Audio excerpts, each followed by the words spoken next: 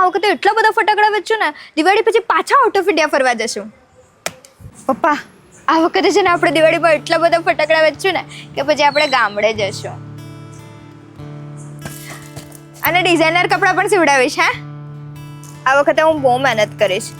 મને ખબર છે કે આ વર્ષે તમે કપડાં નહોતા લીધા એટલે આ વર્ષે આપણે લઈ લઈશું. Thank you. અને બ્રાન્ડેડ શૂઝ પાક્કા. હા મારા ફ્રેન્ડ્સને બતાવીશ કે નહીં? ધન્યવાદ સાહેબ. પપ્પા તમારા ને મારા ચંપલ પણ સિવાઈ જશે એટલે એક વર્ષ પાછું ચાલી જશે. Thank you. અને આવતા વર્ષે તો આપણું નવું ઘર હશે નહીં?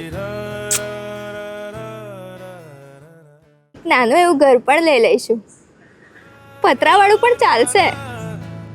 ના ના તો ખાલી ખુશીના આંસુ છે.